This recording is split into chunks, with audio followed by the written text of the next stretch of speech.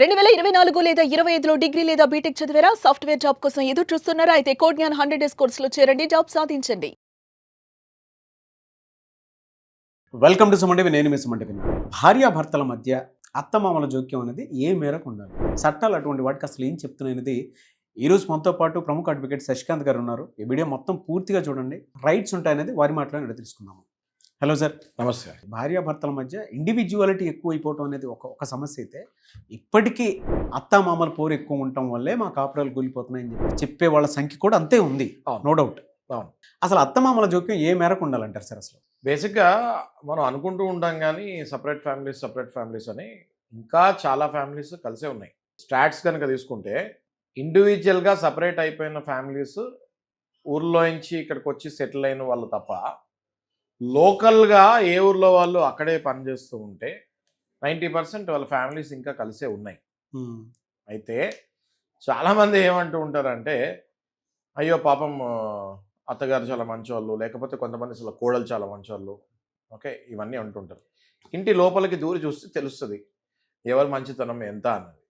For example మనం తీసుకుంటే, ఇప్పుడు చట్టం పట్ల అవగాహన చాలా మందికి పెరిగింది అని అనుకుంటాం, చాలా తప్పు.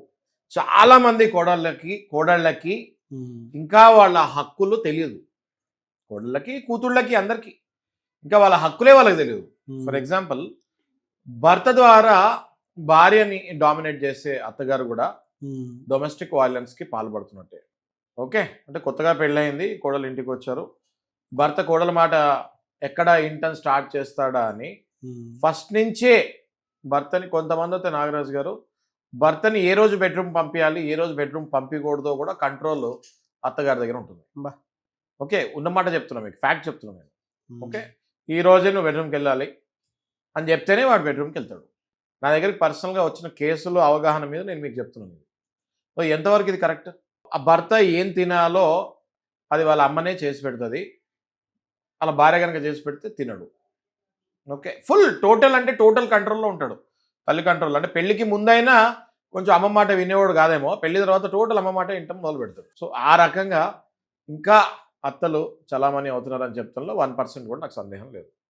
సో మనం పాయింట్స్ చూసుకుంటే ఏది ఎలౌడు, ఏది నాట్ ఎలౌడు, ఇంకా మాట్లాడితే నాగరాజు గారు భార్యని ఎట్లా కొట్టాలో కూడా చెప్పే అత్తగారులు ఉన్నారు.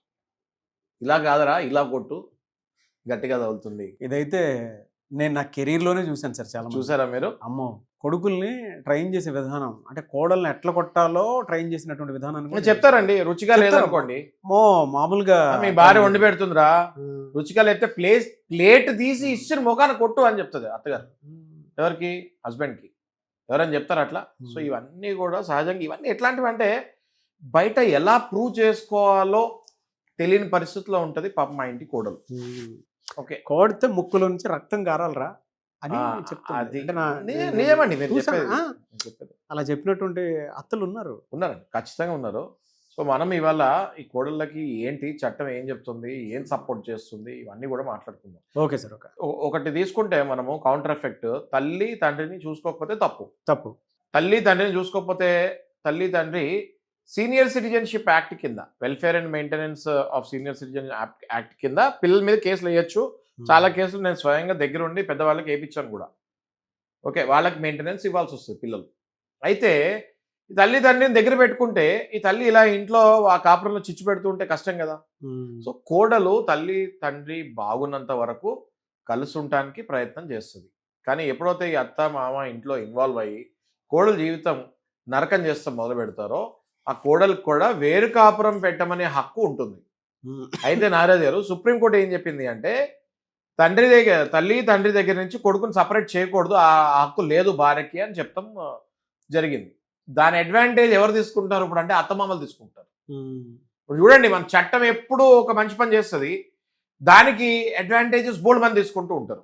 సుప్రీంకోర్టు ఏం చెప్పిందంటే నాగరాజు గారు, తల్లి తండ్రిని కొడుకుని ఒకవేళ వచ్చిన కోడలు కనుక సపరేట్ చేయాలని చూస్తే అది తప్పు, ఆ హక్కు ఆ కోడలికి లేదు, ఆ గ్రౌండ్స్ మీద కూడా డైవర్స్ ఇవ్వచ్చు అని చెప్తాం జరిగింది. కానీ అదే సుప్రీంకోర్టు మళ్ళీ ఏం చెప్తుంది అంటే, ఒకవేళ అత్తమామ మీకు ఇంట్లో హెరాస్మెంట్ చేస్తుంటే, క్రూయాలిటీ కనుక చేస్తుంటే, చిత్రహింసలు పెడుతుంటే, మానసికంగా అయినా శారీరకంగా అయినా ఏదైనా శారీరకంగా పెట్టేదే చిత్రహింసలు కాదు నాగరాజు గారు. వాళ్ళు చాలా మంది శారీరకంగా హింసలు పెట్టే రోజులు పోయినాయి. అంత మైండ్ గేమ్లు ఆడుతున్నారు ఇప్పుడు అన్ని. అంత ఆల్ మైండ్ గేమ్స్. అంటే ఇప్పుడు మీరు ఇందాక అన్నట్టు బాగాలేకపోతే ప్లేట్ తీసి ఇసురు కొట్టు. ఓకే, ఓన్లీ నేను చెప్పిన రోజే నువ్వు బెడ్రూమ్కి వెళ్ళాలి. అర్థమైంది కదా మీకు? ఇట్లాంటి మానసిక టెన్షన్లు, మానసిక ఒత్తిళ్ళు కోడళ్ళ మీద అత్తగారులు పెడతాం అన్నది మనం చూస్తూ ఉన్నాము.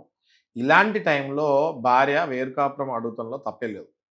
అంటే మరీ డైవర్స్ తీసుకోకుండా అత్తమామ కాకుండా మేము వేరుగా ఉంటామండి, వీళ్ళ వల్ల మాకు నరకం అవుతుంది అని చెప్పేస్తే అప్పుడు ఆ కోడల మీద వేరు చేసినట్టు నిందలు రావు చట్ట ప్రకారం. అయితే ప్రతిదానికి ఎవిడెన్స్ కావాలి. ఎందుకు వేరు కాపురం ఆడుతుంది అని ఒకవేళ జడ్జి గారు అడిగితే దానికి ప్రూఫ్ చూపించాలి, ఎవిడెన్స్ చూపించాలి. చాలా మటుకు నా దగ్గరికి వచ్చిన కేసులు అబ్బాయిలు భార్యలను వదిలేసిన కేసులు కేవలం వేరు కాపురం పెట్టమ్మని చెప్పినందుకే వదిలేశారు. నేను మా అమ్మ లేకుండా నేను బతకలేను, నేను మా అమ్మగారిని చూడకుండా నేను బతకలేను అని చెప్పేసి వేరు కాపురంకి వెళ్ళిన సందర్భాలు చాలా ఉన్నాయి. కానీ అదే హస్బెండ్స్ ఎందుకు వేరు కాపురం పెట్టమంటుంది కోడలు అనేది నిలదీస్తే ఇవన్నీ బయటకు వచ్చాయి. అత్తగారి చిత్రహింసలు ఇవన్నీ ఉంటే ఖచ్చితంగా వేరు కాపురం పెడతానికి కోడలు అర్హురాలే. అలాగే నాగరాజ్ గారు, మనం కనుక లీగల్ రైట్స్ కనుక తీసుకుంటే ఒక భర్తకి ఎన్ని బాధ్యతలు ఉంటాయంటే ఇంట్లో భార్యని ఎలా చూసుకుంటారో తల్లి తండ్రిని కూడా అలాగే చూసుకోవాల్సి వస్తుంది. తల్లి తండ్రిని బాగా చూసుకుంటున్నాను కాబట్టి నేను నీకు టైం ఇవ్వలేకపోతున్నాను అంటే అది మళ్ళీ ఆ భర్త చేసే తప్పే. భార్యను ఎంత బాగా చూసుకుంటున్నారో తల్లిదండ్రులను అంతే బాగా చూసుకోవాలి, తల్లిదండ్రులు ఎంత బాగా చూసుకుంటారో భార్యను కూడా అంతే చూసుకోవాలి, బ్యాలెన్స్ చేయాలి. అలాగే కోడలు కూడా అత్తమామల్ని బాగా చూసుకోవాలి, భర్తను కూడా బాగా చూసుకోవాలి.